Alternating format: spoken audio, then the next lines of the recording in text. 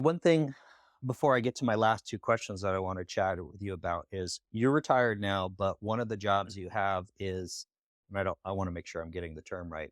I don't want to say maybe it's armed security at a school. Is Correct. that okay? So give me your thought process on armed security guards, whether it's armed security guards, whether it's uh, oh, school resource officers. What's your thought on putting armed people in schools? I think that it's very important. I think every school should have a school resource officer. I work for a private school. It's not fun, it's 100% funded by parents. So Hmm. it's not funded by the state or the Yeah. county or anything like that. And so I got contacted by the school that I work at. Somebody there, a couple of people there that their kids go to the school knew me. So I apparently, after the Uvalde, Texas school shooting, being it was pretty high profile, several parents went to the school board and said, "Hey, we want you to hire armed security." Hmm. And so I decided to do that just because I felt like, man, I got all this tactical training. I shouldn't just retire and be done. Yeah. I should continue to put it to use. And so I decided to take the job. And so my job is I'm armed security. I'm not a school resource officer anymore. School resource officers are very important. I think every school should have one, but a school resource officer does things besides armed security. So my job is just 100% armed security. School resource officers actually investigate crimes that happen in school, whether it's drugs, whether it's a kid who's being sexually abused or abused at home. And so they're investigating these cases as a detective. So my job, they hired me. My number one job is just to be there in case there's ever an active shooter.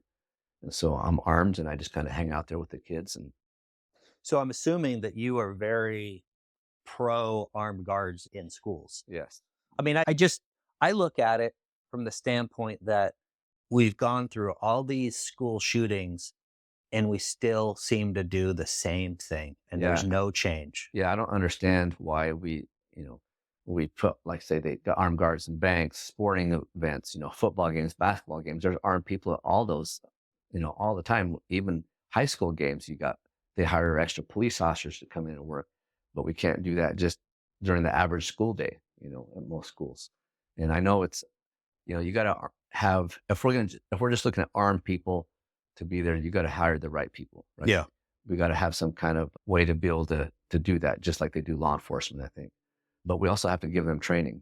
A lot of times, one of the things I've noticed is, especially private schools, they're like, "Oh, well, so and so, he's a retired cop or retired military guy. Let's just hire him." Right. I was like, "Well, yeah, he might have carried a gun, but he's retired. He hasn't shot that gun in 5 or 10 years since he retired." Right. Right.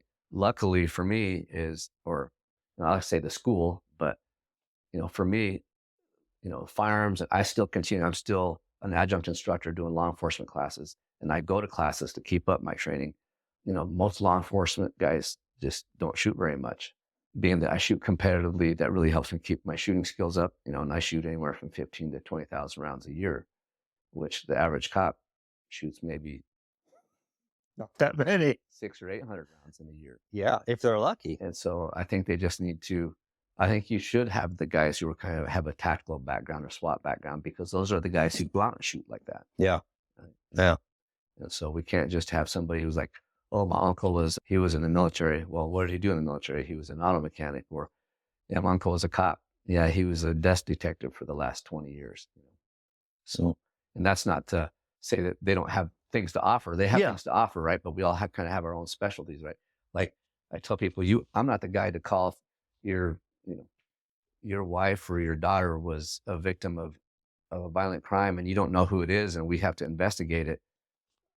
There's a lot of other guys who are so much better at that investigating than I am. Yeah. But once you know who it is and like, hey, go get him, Right. hire him, get me and my SWAT buddies to go get this guy. Yeah.